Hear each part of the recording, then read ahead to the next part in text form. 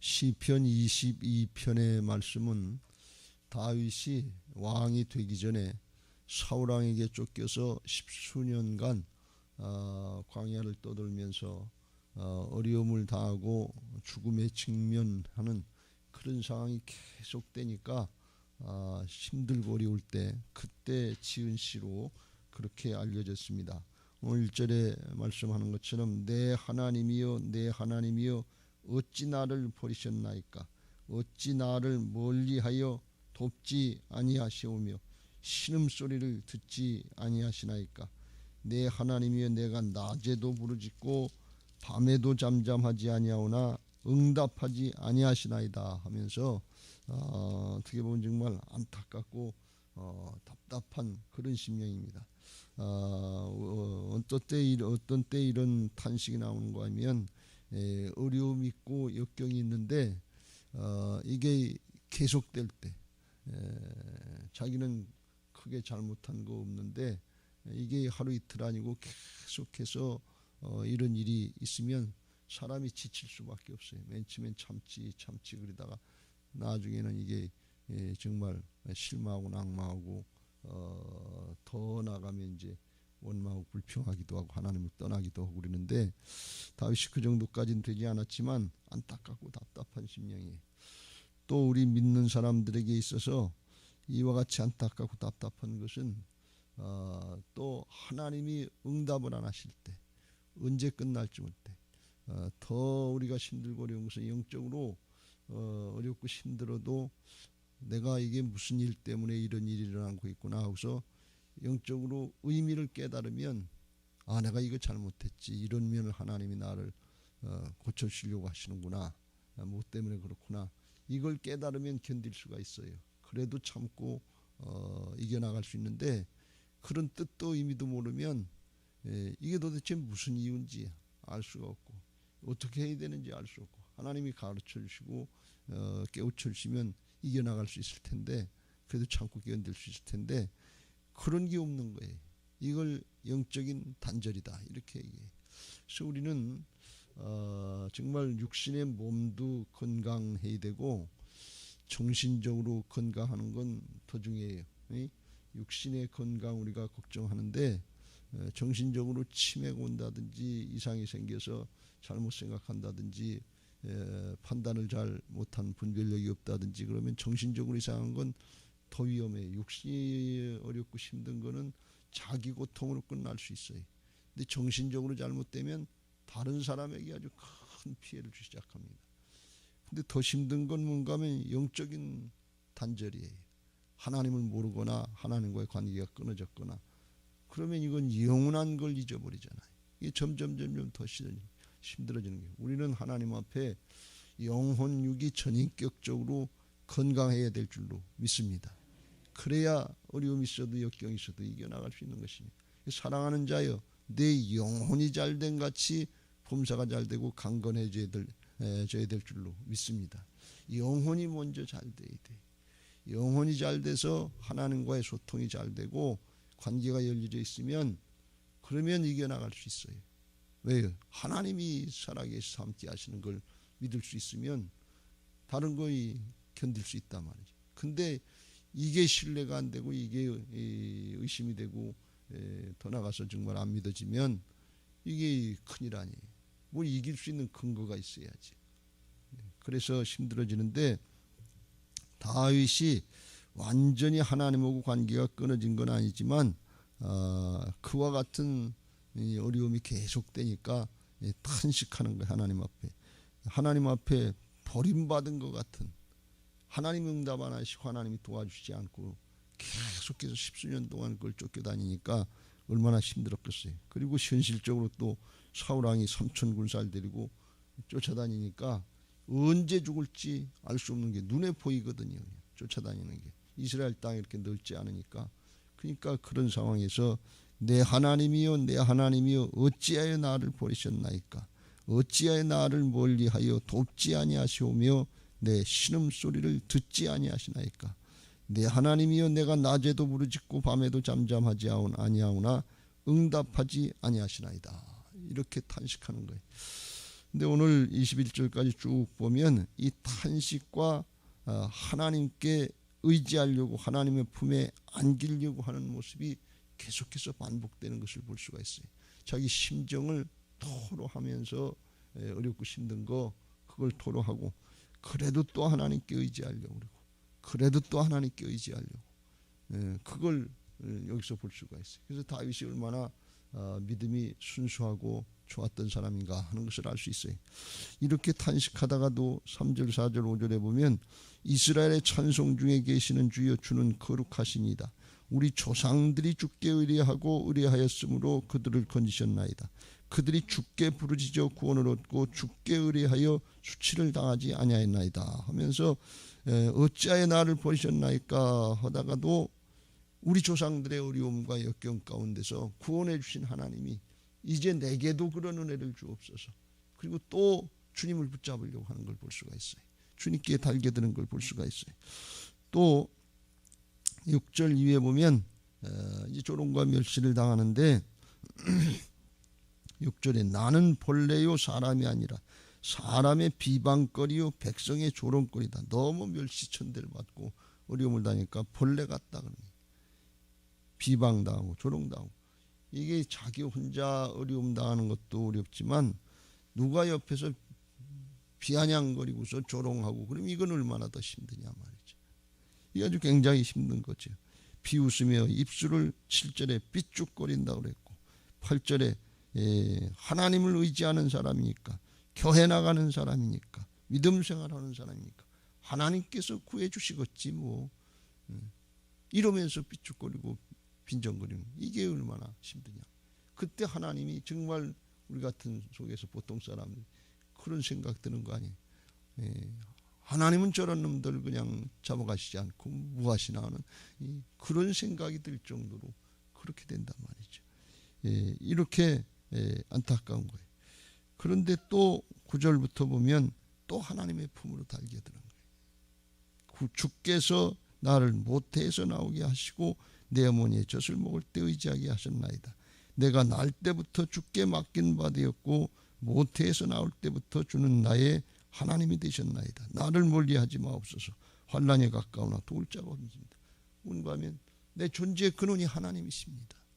하나님이 나를 내 어머니 모태에서부터 만들어주시고 여기까지 인도하셨는데 주님을 의지할 수밖에 없습니다. 그리고 또 주님 품으로 달겨드는 걸 볼 수가 있어요. 그러다 보면 또 현실이 보이는 거예요. 그래가지고서 12절에 많은 황소가 나를 에워싸며 바산의 힘센 소들이 나를 둘렀으며 이 황소 바산의 힘센 소 이거는 믿음 생활하려고 하는 그런 사람들을 옆에서 조롱하고 이제 해하고 하려고 하는 악한 사람들을 이야기합니다. 그러니까 이건 그냥 말로다만 비난하고 조롱하는 게 아니라 황소가 가서 들이받듯이 진짜 어렵고 힘들게 하는데 육체적인 고통이 도통을 가하는 어떻게 폭력을 하는 것처럼 그렇게 그래서 그의 입에 벌림이 찢으며 부르짖는 사자 같고 나는 물같이 쏟아졌으며 내 모든 뼈는 어그러졌으며 내 마음은 밀랍 같아서 내 속에서 녹았으며 아주 힘들고 어려서 몸도 힘이 쭉 빠져가지고 그냥 물같이 그냥 쭉 뻗어버리는 것. 힘을 차릴 수가 없어요. 순환 영화에 보면 예수님이 고난당하고 순환당하고 그냥 기운을 차리지 못하고 일어날 수가 없는 것 같은 그런 상태. 가다가 쓰러지고 가다가 쓰러지고 힘이 없으니까 그렇게 됐다는 거예요. 15절 내 힘이 말라 질그릇 조각 같고 내 혀가 입천장에 붙었나이다. 그냥 입은 메마르고 몸은 질그릇같이 깨져나가는 것 같고 그래서 그 모습이 얼마나 힘든가 하면 17절에 내가 내 모든 뼈를 셀 수 있나이다. 그래서 자기 뼈 마디마디 다 쑤시고 아프고 그래서 뼈가 몇 개인지 알 수 있을 것 같은 그런 고통을 당하고 있다. 그런 얘기입니다. 이게 얼마나 힘든가. 이게 육체적으로도 그렇게 힘들고 어려운 상황이에요. 그런데 그러면서도 이 다윗이 15절의 끝에 고백하길 그런데 그거 주께서 또 나를 죽음의 진토 속에 두셨나이다. 주께서 내게 그렇게 고통을 주십니다. 그런 뜻이에요. 이거는 왜 내게 이런 고통을 주십니까 하면 그렇게 원망하고 불평만 하는 것이 아니라 이 모든 고난과 역경, 고통, 이 영적으로 육적으로 또는 정신적으로 당하는 이 모든 고통이 주님의 섭리 아래 있습니다. 그런 뜻이에요. 사실 주님이 모르시는 게 없지요. 하나님의 섭리 아래 있는 거지요. 그렇기 때문에 내가 주님께 기도합니다. 그런 뜻이에요. 주님이 다 알고 계신데 왜 이렇게 나를 놔두십니까? 왜 이렇게 나를 어렵게 하십니까? 이 정도로 끝나는 것이 아니고 주님의 섭리 아래 있으니까, 주님이 역사하시니까 주를 의지할 수밖에 없지 않습니까? 사실이 그렇잖아요. 모든 근원이 주님께 있기 때문에 주님을 의지할 수밖에 없습니다. 이런 심정이, 그걸 기도하면서 또 주님의 품으로 달게 되는 거예요. 그러면서 18절 19절에 보면 이제 자기 모든 걸 다 뺏기는 거예요. 내 겉옷을 나누며 속옷을 집이 뽑나이다 하면서 뺏어가는, 뺏기는, 도둑질 당하는 것, 수탈당하는 것처럼 여호와여 멀리하지 마옵소서, 나의 힘이시여 속히 도우소서 하면서 이제 하는데, 내 20절 21절에 칼에서 건지시면, 그러니까 생명의 위협을 느끼는 거예요. 칼에서 건지시면 내 유일한 것을 개의 세력에서 구하서, 개 같은, 이건 뭐 이 율리도 도덕도 뭐 이런 체면도 없이 그냥 해대는 거지요. 나를 사자의 입에서 구하소서, 주께서 내게 응답하시고 들소의 뿔에서 구원하셨나이다 하면서 하나님 앞에 더욱더 달겨들어서 하나님 앞에 간구하는 이런 모습이, 이게 그러니까 사정형편을 주님 앞에, 안타까운 사정형편을 아뢰고, 그리고 또 주님을 붙잡으려고 그러고, 그러다 보면 너무 어렵고 힘드니까 또 그걸 속으로 털어놓고, 그러다 보면 또 죄송한 마음 들어가는 것 같고 또 주님을 붙잡으려고 그러고, 이게 계속해서 반복되는 걸 볼 수가 있어요. 자, 이게 다윗의 어떻게 보면 하나님이 연단시키는 과정이었는데, 그런 과정을 통해서 우리가 내일 살펴보겠습니다만 22절부터는 그 모습이 또 달라지는 것을 볼 수가 있어요. 이게 우리가 기도의 능력인 것을 믿으시기 바랍니다. 처음에는 사정 형편, 이걸 붙들 수밖에 없고, 이게 보일 수밖에 없고, 생각나는 게 그거, 당하는 게 그거니까. 그런데 그걸 하다 보면 주님을 바라보게 되고, 이게 반복되는 거예요. 그 다음에 나중에는 주님만 바라보게 되는 거예요. 이게 하나님이 다윗을 훈련시키는 과정인 것을 믿으시기 바랍니다. 우리에게 그런 은혜가 있어야 될 줄로 믿습니다. 이게 문제만 머리에서 복잡해가지고 기도도 안 되고 눌리고 억눌리고 신앙도 안 되고 믿음도 지킬 수 없는, 이건 초보적인 단계예요. 그리고 우리 속에서 원망이 나오고 불평이 나오고 하나님 불신하고 원망 나오면, 그때는 하나님 앞에 우리 심령들을 살펴야 될 줄로 믿습니다. 하나님 우리를 그 정도로 내두시려고 하시는 게 아니에요. 여기 땅에서 잠시 잠깐 코로나다 뭐다 하면서 그걸로 끝나게 하시려고 하시는 게 아니에요. 그거 넘어서 하나님의 나라로 차원으로 들어가고 영원한 하나님 나라를 바라보고, 그런 중에도 그리 아니하실지라도 믿음 지키게 하시는 하나님의 사람으로 세워주시려고 하시는 하나님의 특별한 연단의 기회, 구약적인 표현이라고 하면 마침내 은혜의 자리로 인도하시려고 하시는 하나님의 특별한 은혜의 기회인 것을 믿으시기 바랍니다. 근데 그걸 현실적으로 깨닫고 그걸 머리로 알았다 그래도 지킨다고 하는 것은, 믿음으로 이겨낸다는 것은, 믿음으로 지켜낸다고 하는 것은, 삶으로 지켜낸다는 것은, 그건 쉬운 일이 아니에요. 그렇잖아요. 우리가 지금 코로나 사태다 뭐다 조금 현실적인 어려움들이 있는데 그것도 우리가 지켜내기가 어렵잖아요.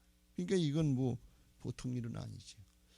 그런데 하나님은 감당할 수 없는 시험은 허락지 않으신다고 그랬으니까, 내게 당한 고난, 역경, 어려움, 정신적인 고통 또는 영적인 응답이 안 되는 것 같은 그런 모습이 있을 때 내가 감당할 만한 수준의 것을 하나님이 허락하신다 하는 것을 알고, 그럴수록 주님 품으로 달겨드시길 주의 이름으로 축원합니다.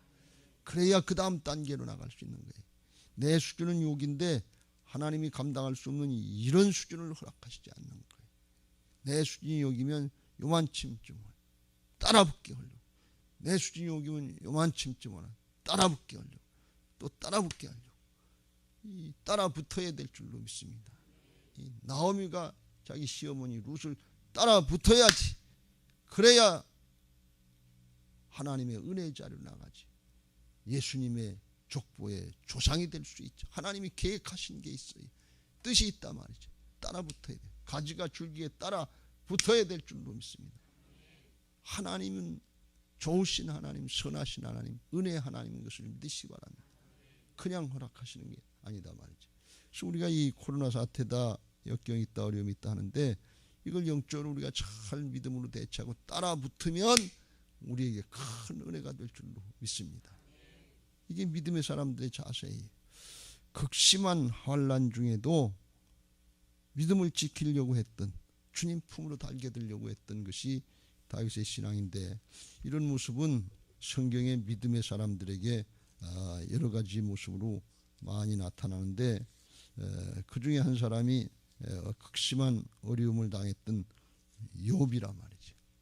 욥은 하나님 앞에 동방의 의로운 자라고, 그리고 정말 잘못한 게 없을 정도로 미리미리 하나님 앞에 자식들을 위해서도 예배하고 그리고 제사하고 그러면서 힘썼던 사람인데, 근데 하나님이 어느 날 아침에 갑자기 그냥 사단을 통해서 이유도 안 가르쳐주고 시험을 하셨단 말이죠. 하루아침에 10명이 7남 3녀가 죽질 않나, 모든 재산이 다 도둑들에게 뺏기질 않나, 이 자기 마누라까지, 그런 하나님을 어떻게 믿냐고 그래서 배신하고 죽으라고 그러고서 마누라까지 떠나고 도망가질 않나. 위로하러 왔던 친구들이 네가 뭐 이가 잘못된 게 있으니까 그렇지, 선하신 하나님이 왜 너한테 뜻도 없이 의미도 없이 잘못하겠느냐 말이지. 와서 선악법으로 판단하고 있다 말이야. 그러니까 염장지르는, 그러니까 이게 얼마나 힘드냐 말이지. 조롱과 멸시까지. 그래서 하나님 앞에 도대체 왜 이렇게 하시는지 물어보고 싶고 따져보고 변론해보고 싶은데 하나님이 만나주시질 않는 거예요. 앞으로 가도 그가 아니 계시고 뒤로 가도 보이지 않고 왼쪽에서 일하시나 내가 만날 수가 없고 그가 오른쪽에서 오른쪽으로 돌이키나 배울 수가 없구나. 하나님이 고난과 역경은 계속되고 더 심해지는 것 같은데 하나님이 만나주시지 않는 거예요. 응답을 안 하시는 거예요. 여러분, 하나님 앞에 나와서 예배하고 기도할 수 있는 거, 이거 아주 굉장한 축복인 줄로 믿으시길 바랍니다. 정말 더 큰 은혜가 없어요, 하나님 앞에. 그런데 욥이 그런 순간에 이렇게 어렵고 힘들면서 마음 한구통에서는 도대체 하나님이 어떻게 이걸 계속 믿을 수 있겠나, 그런 심정이 들어가는데, 그럼에도 불구하고 주님 품으로 달겨드는 욥의 고백이 있는데, 그게 욥기서 23장 10절 말씀이, 그러나 내가 가는 길을 그가 아시나니 그가 나를 단련하신 후에는 내가 순금 정금같이 되어 나오리라. 이 아주 위대한 신앙의 고백을 하는 걸 볼 수가 있어요. 이렇게 지금 힘들고 어렵지만 나를 용광로불 속에 쳐넣어서 불순물들, 죄악된 것들, 세속적인 것들, 깨끗하지 못했던 것들, 이런 거 다 제거해버리고 깨끗하게 하셔서 아주 정금같이 순금 같은 신앙으로 나오게 하시려고 나를 훈련시킨다는 이런 고백을 하고 있는 걸 볼 수가 있어요. 이게 참 놀라운 고백이지요. 우리에게도 이런 은혜가 있게 되시길 주의 이름으로 축원합니다. 이런 은혜가 있게 하기 위해서 우리가 정말 연단도 받고 훈련의 과정도 겪어야 되는데, 이 과정을 겪어내고 감당해낼 수 있는 사람은 참 드물어요. 그렇게 우리에게 힘들고 어려운 과정, 그거 다 겪지 못해도, 감당하지 못해도 이길 수 있게 하시기 위해서 주께서 단절의 고통을 감당해 주신 것을 믿으시기 바랍니다. 마태복음 27장 46절에 나의 하나님 어찌하여 나를 버리셨나이까. 주님이 십자가에서 단절의 고통을 당한 것은 죄악으로 인해서 온 세상 사람들의 죄악을 다 담당하시고, 죄악은 분열의 영이에요. 죄악의 결과는 죽음이에요. 그걸 감당하시기 위해서 하나님 앞에 죽음으로 끊어지는, 영적인 단절이 끊어지는, 하나님이 더 이상 대답도 안 하신다. 하나님의 아들이라도 죽음을, 죄값을 감당하시기 위해서 거기다 모든 걸 다 쏟아부으시고서 그리고서 죽으셨단 말이죠. 그리고 3일 만에 부활하셔서 죄악과 사망의 세력을 이기시고 승리하셔서 누구든지 예수님을 구세주로 주님으로 믿는 사람들에게는 여전히 내가 주인 노릇하는 것이 아니라 이제는 나의 주 나의 하나님입니다. 예수님이 주입니다. 그리고 예수님의 생명으로 살려고 하는 사람에게 나는 안 되지만 내 안에 오신 부활의 주님 살아계신 하나님의 은혜로다가 단절의 고통을 당하지 않고 이겨나갈 수 있는 주님과 임마누엘 떠나지도 아니하시고 버리지도 아니하시고 영원토록 함께 하시는 주님과 소통되고 교통되는 임마누엘의 은혜가 있는 것을 믿으시기 바랍니다. 할렐루야. 그래서 어렵고 힘들고 정말 견뎌내기 어렵고 힘들고 답답할 때 그때 어떻게 이겨나갈까 힘쓰고 애쓰는 그걸로 끝나면 그건 신앙이냐 아니에요. 참고 견디는 거 좋은데 그렇지 예수님이 담당해 주셨지. 복음이 있지. 은혜가 있지. 그리고 주님께로 달려나가고 주님 붙잡아야 돼. 따라 붙어야 돼. 십자가 붙잡아. 부활의 믿음을 붙잡아야 된다면 오호라 나는 곤고한 사람이로다. 이 사망의 무슨 누가 나를 건져내 다 한식하면서 죄 가운데 신음하다가도 바울이라도 그렇지 이 하나님 내 모든 죄를 담당해 주시고 이겨신 하나님께 감사합니다 그러면서 주님 붙잡아야 된단 말이죠. 이게 승리의 비결인 것을 믿으시기 바랍니다.